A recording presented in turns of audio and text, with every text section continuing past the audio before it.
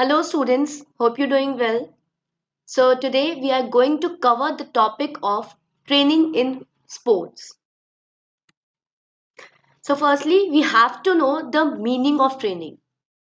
So it is the process of preparation for some task. It is known as training. And the sports training means it is the basic form of preparation for a sportsman.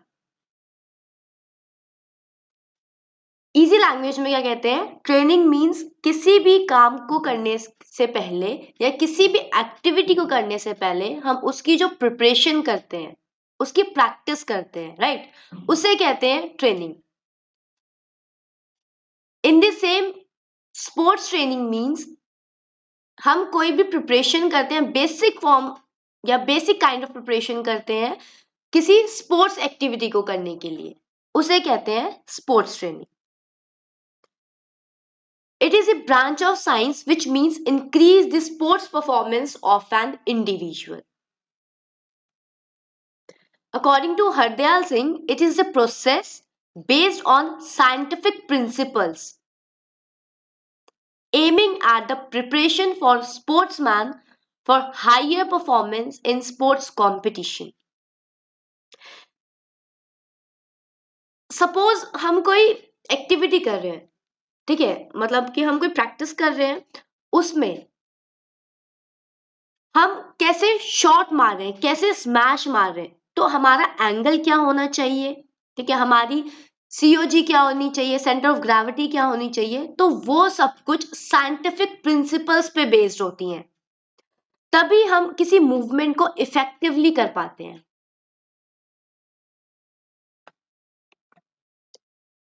Next is strength. Strength का मतलब क्या होता है it is the ability of a muscle to overcome और act against resistance right. Resistance means कि कोई barrier कि हम कोई एक्टिविटी कर रहे हैं और उस चीज को रेजिस्ट कर रही है कोई चीज मीन्स करने से रोक रही है. फॉर एग्जाम्पल यहाँ पिक्चर शो हो रही है साइकिलिंग. अगर हम साइकिलिंग कर रहे हैं तो क्या चीज हमें रोक रही होगी that is air. Air is the resistance while we doing cycling. वैसे स्विमिंग में क्या रेजिस्टेंस होगा वाटर.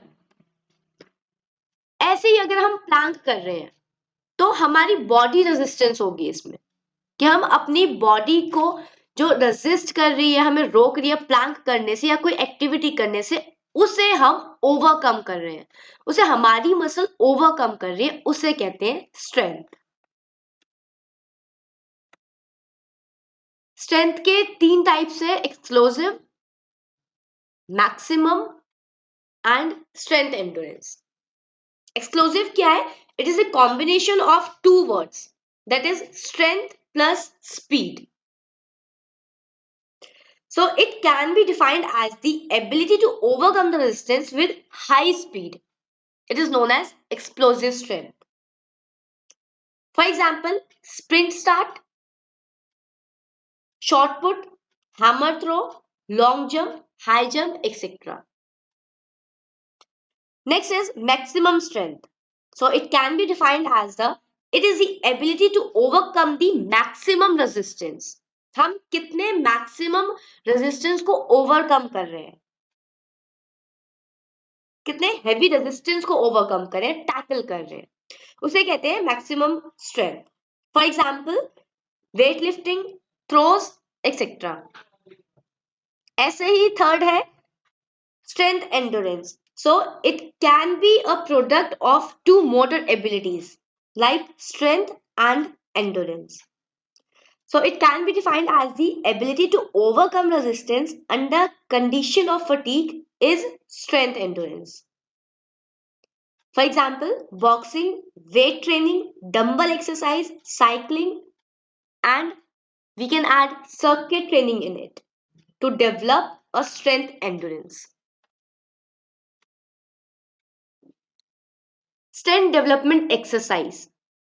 स्ट्रेंथ डेवलप करने की 3 टाइप ऑफ एक्सरसाइज होती है isometric isotonic and isokinetic.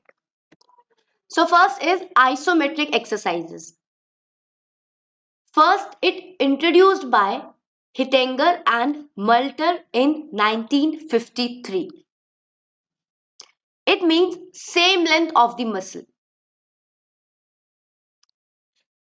For example जैसे आपको पिक्चर में शो हो रहा है कि कोई इंडिविजुअल है वो वॉल को पुश कर रहा है. ओके, ये एक्सरसाइज है और ये आइसोमेट्रिक एक्सरसाइज है. क्यों? क्योंकि हमारी जो मसल की लेंथ है वो सेम है, राइट? पर जो स्ट्रेंथ है वो लग रही है. ठीक है, हम अपने हैंड्स पे स्ट्रेंथ डाल रहे हैं, हम पुश करने की कोशिश कर रहे हैं, पर जो हमारी मसल है वो उसकी लेंथ चेंज नहीं हो रही. वैसे ही जॉइंट का एंगल वो भी चेंज नहीं होगा. So while doing this exercise, there will be no movement of the joint or lengthening or shortening of muscle in our body. For example, static position stretching या tug of war और arm wrestling. Static position में क्या आएगा? आपकी योगिक exercises या yoga activities आएंगी. So next is isotonic exercises. First, it was introduced by D. Lorme in 1945. It means same tension of the muscle. In this exercise, the movement occur at the joint and then muscles lengthen and shorten alternatively. Means आपको picture में show हो रहा होगा कि इसमें एक example लिया है, डंबल कर्ल कर रहे हैं, राइट? या फिर हम बाइसेप कर्ल कर रहे हैं. तो जैसे इस पिक्चर में शो हो रहा है डंबल है हाथ में, तो जो टेंशन है वो सेम है. टेंशन मीन्स जो स्ट्रेस आ रहा है हाथ पे वो सेम है, वो डंबल, राइट? तो उसको हम पहले फ्लेक्शन मूवमेंट करते हैं, देन एक्सटेंशन. मीन्स पहले कॉन्ट्रैक्ट हो रहा है, पहले आप कह सकते हो बाइसेप्स को पहले बाइसेप्स कर्व हो रहा है, फिर रिलैक्स हो रहा है. वैसे ही जो मसल की जो लेंथ है वो शॉर्ट हो रही है और लॉन्ग हो रही है. तो टेंशन सेम है पर मूवमेंट हो रही है कॉन्ट्रैक्शन एंड रिलैक्सेशन की. फॉर एग्जाम्पल जंपिंग, जंपिंग करते हैं तो नी से मूवमेंट हो रही है. ओके, वैसे running and lifting. Next is isokinetic exercises. It was introduced by J.G. Perrine in 1968. It means same motion of the muscle. By fixing the number of repetition and by reducing or increasing the speed. For example, हम gym में कोई भी equipment use कर रहे हैं, treadmill use कर रहे हैं, तो उसमें क्या है, सेम मोशन तक हमारी बॉडी जो है वो मूव करती है, सेम स्पीड पे, सेम मोशन पे. और ये एक्सरसाइज, इसमें इक्विपमेंट्स यूज होते हैं, राइट? इसमें नंबर ऑफ रिपीटेशंस होती हैं और जो हमारी पेस है, जो हमारी स्पीड है वो भी इंक्रीज और डिक्रीज हो सकती है. For example climbing, chin-ups, example done with equipments in gym. Okay, so next topic is endurance. It is the ability to do sports movement with the desired quality and speed under condition of fatigue. Means हम कोई sports activity कर रहे हैं या sports movement कर रहे हैं पर given condition of fatigue. Means की फटीग, फटीग मतलब क्या होता है? थकान. हम कोई एक्टिविटी कर रहे हैं, हम थक रहे हैं, हमें थकान हो रही है, उसके बाद भी हम अपनी एक्टिविटी को कंटिन्यू कर पा रहे हैं. तो हम कितनी देर तक कंटिन्यू कर पाते हैं उसे कहते हैं endurance. For example cycling, running या कोई भी एक्टिविटी कर रहे हैं with the help of equipments. So there are basically two types of endurance. First is short term, right? उसे हम एनारोबिक भी कह सकते हैं और मस्कुलर एंडोरेंस भी कह सकते हैं. It means हम लिमिटेड टाइम के लिए कोई एक्टिविटी कर रहे हैं. फॉर एग्जाम्पल रेसलिंग, बॉक्सिंग, वो आएगा शॉर्ट टर्म में. Next is long term. उसके और भी नाम है, एरोबिक और कार्डियोवास्कुलर एंडोरेंस। इसमें क्या होता है, कोई भी एक्टिविटी कर रहे हैं या स्पोर्ट्स मूवमेंट कर रहे हैं for longer duration of time. For example road cycling, marathon, cross country.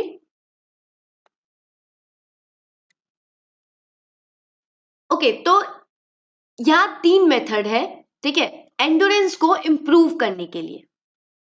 First is continuous training method, second is interval training method, and third is fartlek training method. Continuous training method में क्या होता है, it is one of the oldest method in which a player performs running or doing activity without having any rest. Continuous training method, ये नाम से ही पता चल रहा है कि उसमें कोई भी एक्टिविटी करेंगे तो वो कॉन्टिन्यू वे में होगी, राइट। कॉन्टिन्यूस है तो विदाउट हैविंग एनी रेस्ट, इसमें कोई रेस्ट नहीं होता, कॉन्टिन्यूस हमारी मूवमेंट होती रहती है, पर इसमें जो हमारी इंटेंसिटी होगी वो स्लो होगी। ओके, नेक्स्ट पॉइंट है it develops high level of endurance.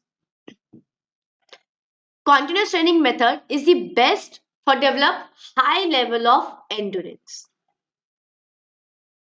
So expert advice करते हैं कि कॉन्टिन्यूस ट्रेनिंग मेथड हर एक प्लेयर को 1 या 2 बार हफ्ते में करना चाहिए अगर उसे एंडोरेंस इंप्रूव करना है तो।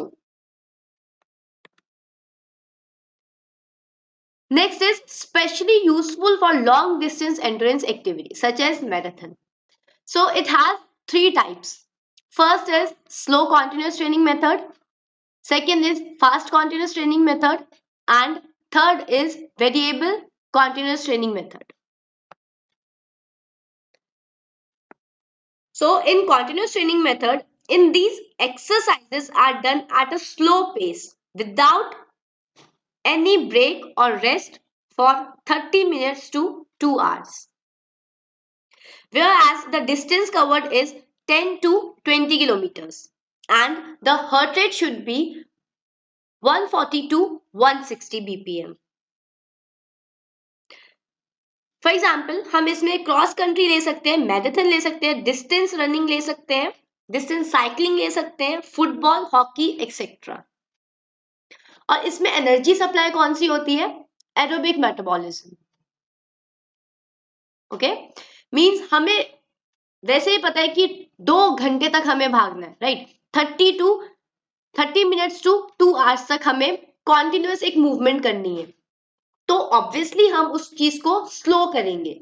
हमें पता है 10 किलोमीटर या 20 किलोमीटर तक भागना है, ऑब्वियसली हम अपने स्लो पेस पे करेंगे ताकि हम दूर तक चल सके, ज्यादा डिस्टेंस कवर कर सके, हार्ट रेट उसी हिसाब से होगी, ठीक है। ये स्लो होगी as compare to fast continuous training method. Fast continuous training method में देखते हैं ड्यूरेशन क्या होगी इसमें, 15 टू 30 मिनट्स तक, ठीक है। Means fast continuous training method, इसमें हमारी मूवमेंट जो होगी वो बहुत फास्ट होगी। इट मींस ड्यूरेशन क्या होगा, 15 टू 30 मिनट्स तक लास्ट। तो डिस्टेंस कवर क्या होगा, कम होगा as compare to slow continuous training method. हमारी हार्ट रेट जो होगी वो ज्यादा होगी स्लो कॉन्टिन्यूस ट्रेनिंग मेथड से, मींस 160 टू 200 जाएगी, क्योंकि हमें फास्ट मूवमेंट करनी है, तो हार्ट बीट भी होगा वो ज्यादा फास्ट होगी ताकि हम जल्दी डिस्टेंस कवर कर पाए, ठीक है। फॉर एग्जाम्पल बैडमिंटन या टेनिस कोई गेम खेल रहे हैं और इसमें एनर्जी सप्लाई कैसी होगी, anaerobic. Third is variable continuous training method. Variable continuous training method क्या होता है, ये इन दोनों का मिक्सचर होता है, इसको कंबाइन करके हम डिस्टेंस क्रिएट करते हैं, टाइमिंग देखते हैं, उस हिसाब से हार्ट रेट सेट होती है। So moving to the next one, that is interval training method. It was first introduced by Waldemar and Greshler and modified by Riendel. इसमें प्रिंसिपल कौन सा यूज हुआ है, effort and incomplete recovery. For example आपने 400 metre का track देखा है, right? तो उसमें सपोज हम जो कर्व है उसे हम इंटरवल ट्रेनिंग मेथड में मानते हैं। मींस कि उसमें स्लो या रिकवरी पीरियड है वो, राइट? रिकवरी डिस्टेंस है, मतलब अगर आप जो सेमी सर्कल है उसमें अगर आप पहुंचोगे, अगर आप जाओगे वहां पे, तो आपका रिकवरी सेक्शन स्टार्ट हो जाएगा। Recovery session in the sense कि आपको रेस्ट नहीं करना, बैठना नहीं है, खड़े नहीं होना, रुकना नहीं है। इट मींस आपको स्लो जॉग करना है, और फिर जैसी स्ट्रेट लाइन आएगी उस पे fast and then slow, fast and then slow. So principle use हुआ है इसमें effort and incomplete recovery. Recovery बोल रहे हो उसको, पर उसमें रिकवरी कैसे होगी? इनकम्प्लीट मींस बैठना नहीं है, उसमें जॉगिंग करते रहना है, ठीक है? या अपनी जो डिस्टेंस होगी वो कम करना है। तो हार्ट बीट क्या होगा इसमें? 180 तक, 180 बीट पर मिनट तक जाएगा। और जो इंटरवल टाइमिंग होगी, फॉर एग्जांपल जो लिया था हमने कर्व होगा जो, वो उस पे जाएगी हमारी heart beat 120 to 130 BPM. Next is fartlek training method.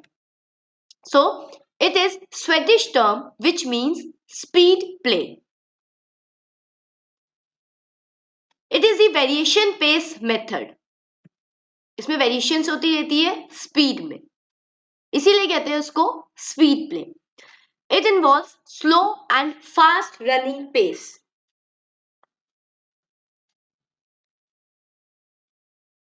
Athlete can change speed accordingly. So it's based on athlete who wants to change their speed or not. It depends only on athlete. For example fartlek training method में क्या होता है कि हम अलग अलग stations दे देते हैं, ठीक है? अलग स्टेशंस है, फॉर एग्जाम्पल हिल क्लाइंबिंग है, हिल क्लाइंबिंग की, फिर बाद में रोड रनिंग की है, नीचे आए हिल से, उसके बाद कोई वेरिएशन होगी, रिवर क्रॉसिंग, रिवर क्रॉस हुई है, उसके बाद सैंड स्टेशन बना दिया सैंड का, उसको क्रॉस किया, उसके बाद स्टोन का बना दिया, फिर सेयर्स बना दी। ऐसे ही फार्टलेट ट्रेनिंग मेथड में कुछ सेक्शंस होते हैं, तो एथलीट अपने अकॉर्डिंग स्पीड चेंज करता है, राइट? जैसे हिल पे चढ़ते हुए उसकी स्पीड कम होगी, फिर नीचे उतर रहा है उसकी स्पीड ज्यादा होगी, किसी की स्पीड रिवर क्रॉसिंग में ज्यादा होगी, किसी की कम होगी। तो वैसे ही फार्टलेट ट्रेनिंग मेथड में अलग अलग स्टेशंस होते हैं, okay?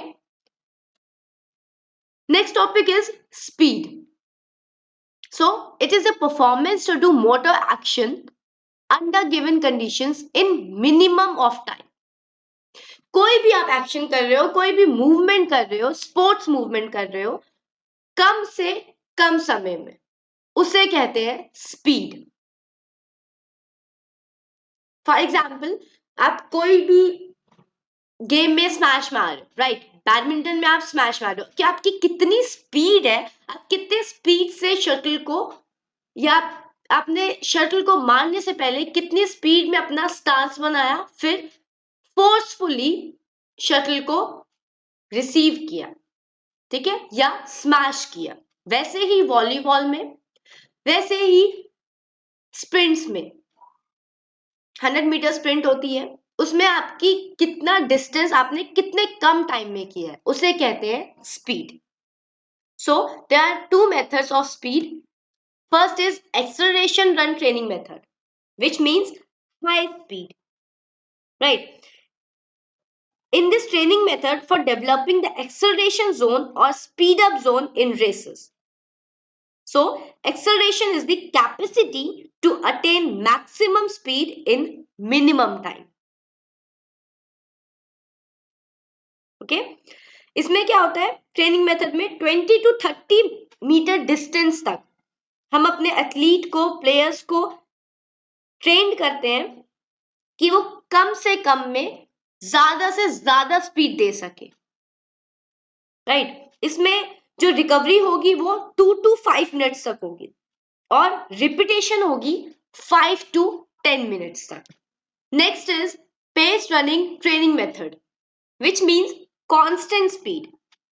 So in this, pace is setting a stable speed, which is very important part of the race, right? Pace running is the running the complete distance at a constant or steady pace by distributing energy evenly in the race. So it can be used in races of 800 meters and above. इसमें क्या होगा, distance cover होगा 200 to 800 metres तक और हमारी speed की ability होगी वो 60 टू 90% होगी. And it can be practiced in 3 to 4 times in a week. Next is flexibility. Flexibility क्या है? The maximum range of motion at a joint. हम कितनी मूवमेंट कर पाते हैं around the joint, right? For example picture में आपको show हो रहा होगा बैठे बैठे टो टच करना, ठीक है? फ्लेक्सिबिलिटी ये दिखाता है फ्लेक्सिबिलिटी कितनी है. So there are two types of flexibility. First is passive flexibility. Passive flexibility क्या होता है? It is the ability to have attended position and maintain them by using support. किसी सपोर्ट की वजह से कोई असिस्ट कर रहा हो, हेल्प कर रहा हो हमारी, तब कोई हम एक्सरसाइज जो है वो परफॉर्म कर पाते हैं, उसे कहते हैं पैसिव फ्लेक्सिबिलिटी. फॉर एग्जाम्पल अगर किसी के हाथ में फ्रैक्चर हुआ है, ठीक है, फ्रैक्चर के बाद जो फिजियोथेरेपिस्ट बताता है एक्सरसाइज करने के लिए, तो वो पहले खुद हेल्प करता है, राइट?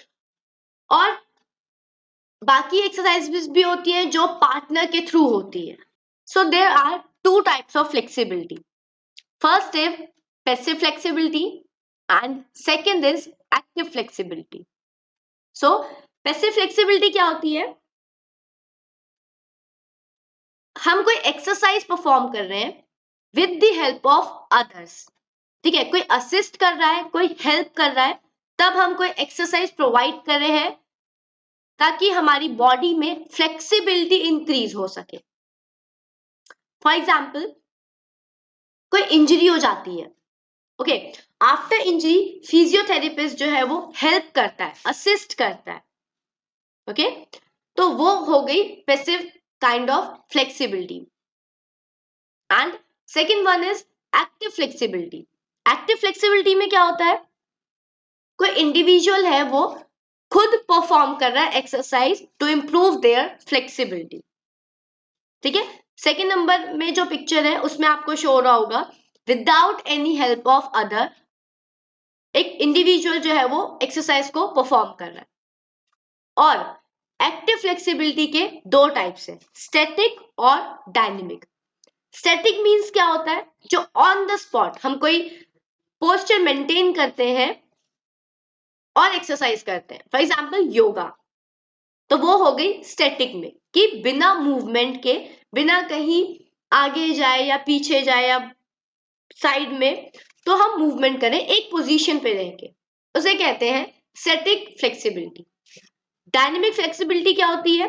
जो हम मूव करते टाइम कोई एक्सरसाइज कर रहे हैं, okay. So there are some methods to improve flexibility. First is ballistic flexibility method. In this, the individual performs these stretching exercises while in motion.